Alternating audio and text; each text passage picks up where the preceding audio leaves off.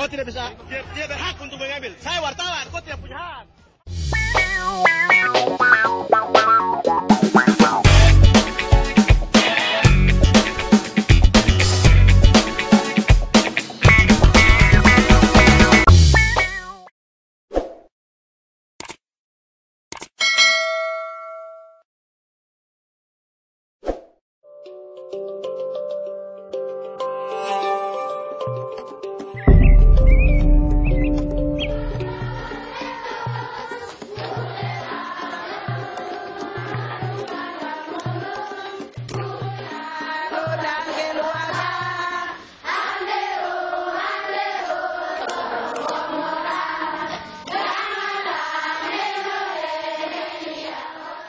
Sudah hampir setahun, anak-anak ini meninggalkan kampung halaman mereka di Pegunungan Duga. Harapan orang tua di sana, saya harus bantu mereka. Iya. Sekolah darurat di Wamena ini didirikan untuk membantu keluarga-keluarga yang hengkang dari Duga akibat meningkatnya ketegangan pasca pembunuhan 19 pekerja pembangun jalan Trans Papua oleh sayap militer organisasi Papua Merdeka.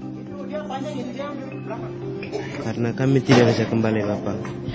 Di sana sudah kuasai dari TNI Polri, jadi kami siap belajar di sini. Iya. Kami tidak bisa kembali ke kampung lagi.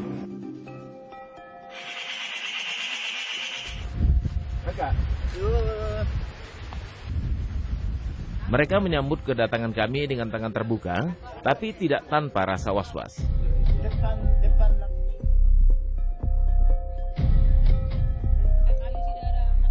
Nili dak nanduk dak kiri ga abu ndiga me mo mat bulah tejar olar tejar abu ndik ma sulmana abu lak ne diwar ni nala yik ndik nala ama sulmana nges khala ko tingala ramo lo bokke sula irwa iberu nunu irwa abu kan na bra simana ne liwa burgulak baranan men nak lo bokke ma iberu ban wakot na sula lo bokke labo ko trigaban ma sirba jadi bet me yana ne bet me ne ko la rena imam ba ko la rabat labo ko tete ma ba para ko ndam ka. Akar konflik Papua terjadi sejak kemerdekaan Indonesia tahun 1945. Pada tahun 1949 saat Belanda mengakui kemerdekaan Indonesia, Belanda menolak menyerahkan Papua. Indonesia di bawah Soekarno terus memperjuangkan Papua menjadi bagian Indonesia. Tahun 1962, Belanda menyerahkan wilayah Papua ke PBB dengan syarat harus ada referendum untuk Papua. Tahun 1969, Indonesia di bawah pengawasan PBB melakukan penentuan pendapat rakyat Papua atau PPRA. Dengan hasil dari 1025 perwakilan, mereka memilih bergabung dengan Indonesia. Namun sejak itu suara menolak PPRA dan mengumandangkan kemerdekaan Papua tak pernah berhenti. Dampaknya jelas pada kinerja pers Papua. Saling curiga menjadi bagian dari tantangan wartawan di Papua. Tidak ada lagi hal-hal seperti ini. Karena Papua situasinya seperti begini, wartawan-wartawan kami kadang-kadang yang orang asli Papua itu terhambat kalau melakukan tugas sebagai wartawan. Misalnya kalau mau liput demo Papua Merdeka atau apa itu wartawan-wartawan kami berapa kali kena masalah ya. Victor Mambor adalah aktivis media dan salah satu pendiri media lokal Jubi yang sering dianggap berseberangan dengan suara pemerintah. Kami juga bertemu dengan pendiri media lokal Suara Papua yang sering menyuarakan berita berbeda dengan informasi resmi dari pemerintah. Untuk seorang jurnalis asal Papua meliput itu kurang nyaman. Karena itu ada intimidasi secara langsung dari aparat terutama itu ada ketika melakukan liputan. Yang kedua itu saat mau konfirmasi. Nah, mau konfirmasi ke aparat terutama berkaitan dengan kasus-kasus Polhukam di Papua itu sulit karena setiap kali mau konfirmasi itu kadang jawab kadang tidak.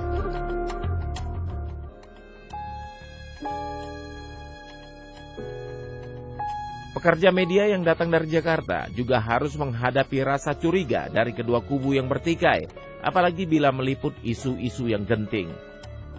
Dandi Laksono adalah pembuat film dokumenter yang kerap membahas soal Papua. Filmnya, Alkine Mokie, berusaha mengungkap berita terkait pemogokan 8.000 pekerja Freeport Indonesia dari 22.000 karyawannya pada tahun 2011. Papua salah satu daerah yang menurut saya unik ya untuk jurnalis atau filmmaker indie seperti kami. Karena di daerah lain mungkin jika Anda ingin meliput sebuah komunitas di mana Anda ingin mengangkat kisah komunitas itu biasanya cenderung welcome.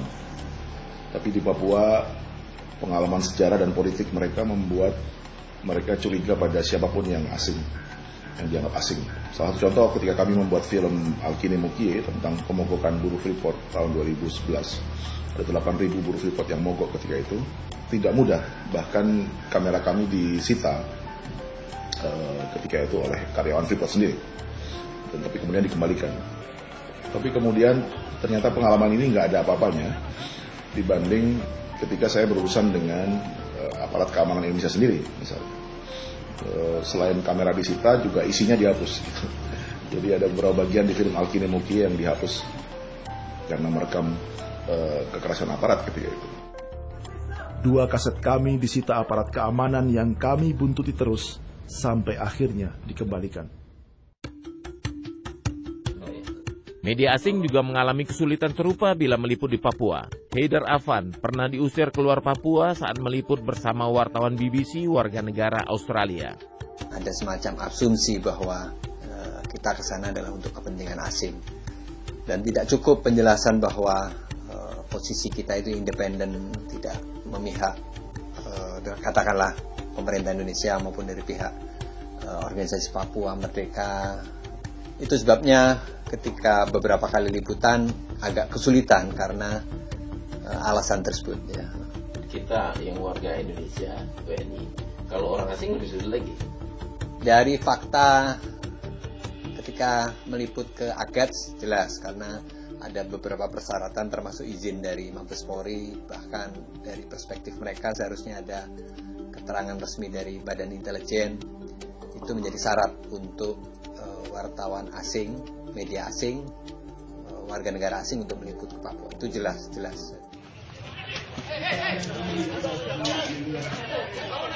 Bagi wartawan lokal, kecurigaan kadangkala berakhir dengan kekerasan. Misalnya kalau mau liput demo Papua Merdeka atau apa itu wartawan kami berapa kali kena masalah ya. Ada yang dipukuli, ada yang ditangkap, ada yang bully, ya secara verbal banyak.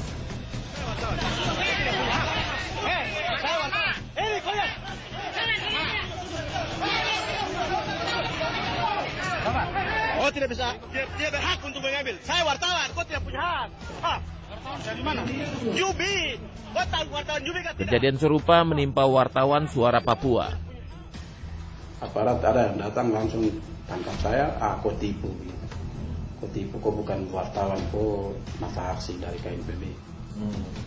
Dan satu kartu pres yang saya pakai langsung ditarik, saya diceki clear, langsung HP saya yang waktu sempat saya ambil gambar, gas banting, saya diarahkan lebih dulu ke Polsek AB.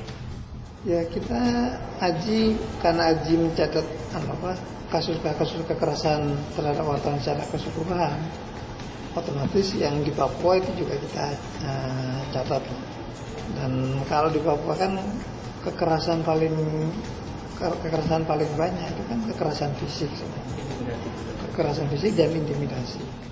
Namun baik polisi maupun tentara menyatakan mereka berkomitmen melindungi masyarakat termasuk wartawan. Terjadi kekerasan misalnya pemukulan terhadap wartawan, komitmen Polda untuk menyelesaikannya bagaimana? Ya, jadi begini, jangan semua dengan masyarakat.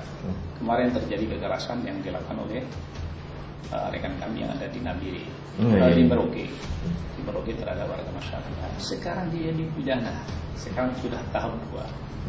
Rekan kami karena perbuatannya dia harus mendekam di rutan. Komitmen itu ada gitu ya? Kita akan melaksanakan. Kita sesuai, apalagi di hukum kita pasti kita hukum, kita sesuai dengan kita punya SOP. Nah ketika ada pelanggaran dengan anggota kita, ya kita tidak ragu-ragu, kita memberikan tindakan kepada anggota kita. Tindakan hukum. Organisasi Reporters Without Borders mendudukan status kebebasan pers Indonesia pada peringkat 124 dari 180 negara. Status bebas sebagian bagi Indonesia tidak terlepas dari sulitnya jurnalis asing mendapat akses peliputan di Papua. Indeks kemerdekaan pers yang dikeluarkan Dewan Pers menempatkan Papua di posisi terbawah walaupun skornya sedikit meningkat dari tahun sebelumnya. Berdasarkan survei Indeks Kemerdekaan Pers 2019 yang memotret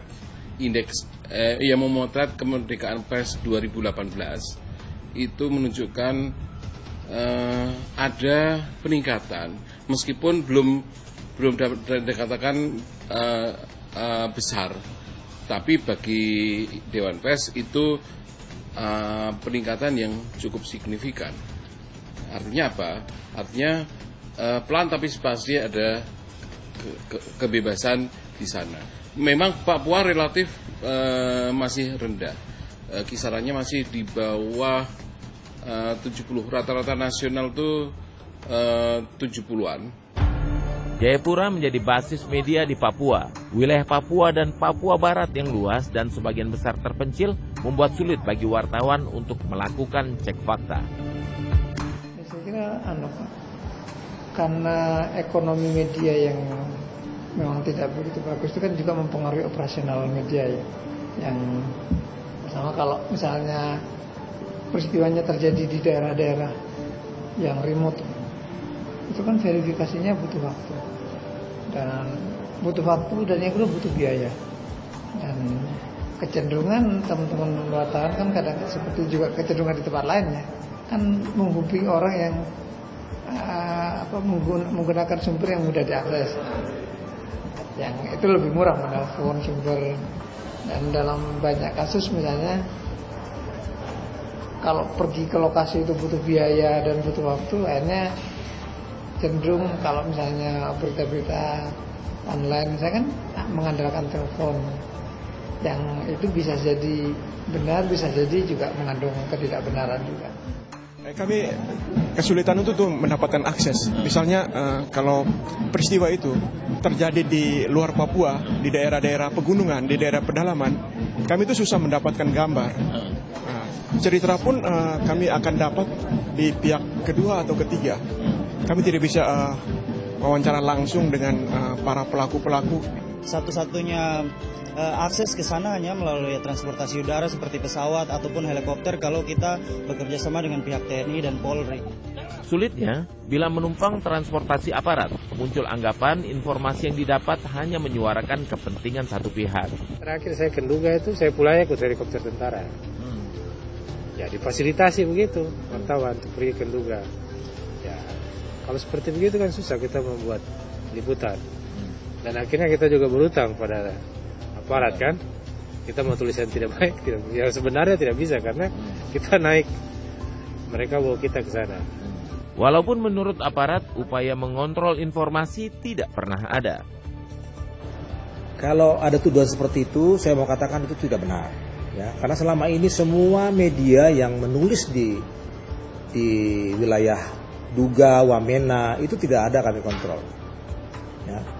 Tulisannya pun tidak ada yang kami setir, ya. Bahkan kami berikan kebebasan. Bisa nanti dicek kepada beberapa media. Kami adalah seorang anak bangsa, berjuang demi tulang belulang di atas tanah Papua. Tabloid Jubi sempat memuat pernyataan sayap militer OPM dan aparat tidak meminta Jubi untuk menurunkan video ini. Videonya itu dapat dari mana? Saya dikasih sama mereka. Saya kan ketemu. Lah, saya kan di Nduga. Di Nduga. Apa katanya? Tidak ada. Kita kan cuma 15 menit saja. Jadi saya cuma ingin mengetahui bagaimana situasinya, bagaimana mereka itu maunya apa. Ya pertama mereka mau merdeka, ya, mau berdaulat sendiri. Kami mau merdeka. Yang kedua ya saya tanya soal kenapa merdeka itu kan tidak harus dengan senjata. harus ada cara lain, dan apalagi masih muda.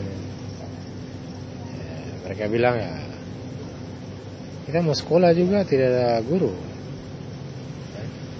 Kita sekolah juga kita mau jadi apa? Jadi tidak ada harapan. Ya ini saja jalan satu-satunya untuk kita ini eksis, pegang senjata, perang.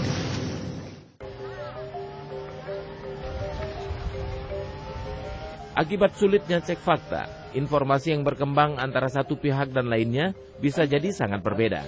Kami mencoba memverifikasi beberapa data, misalnya berapa banyak pengungsi akibat konflik Nduga.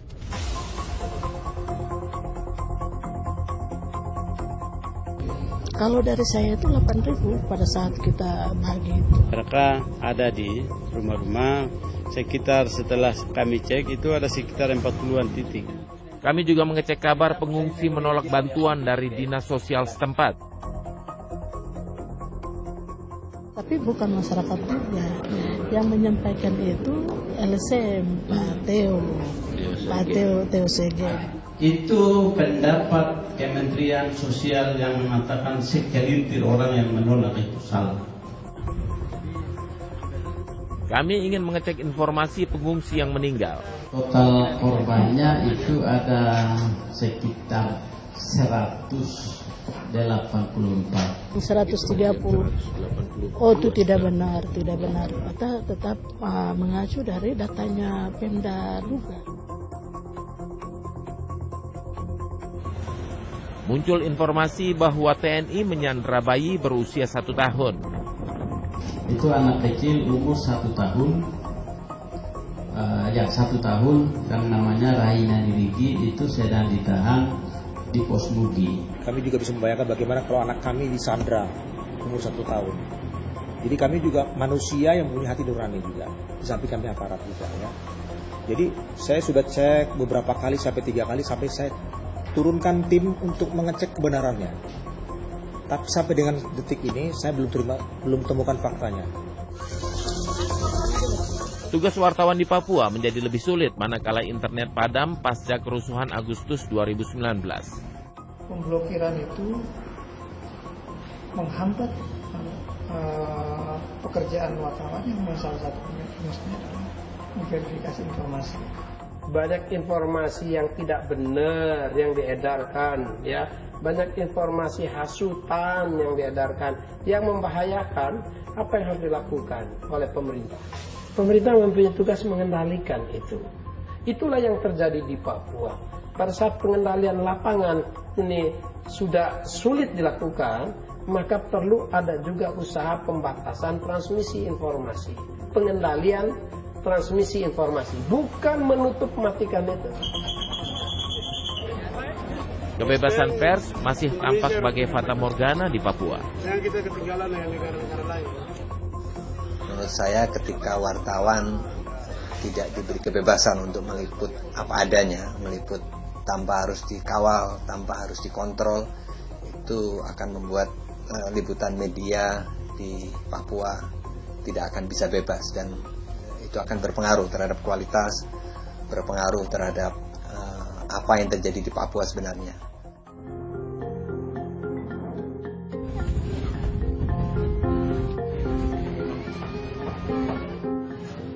Pemberitaan yang adil dan berimbang dapat berdampak pada warga Papua.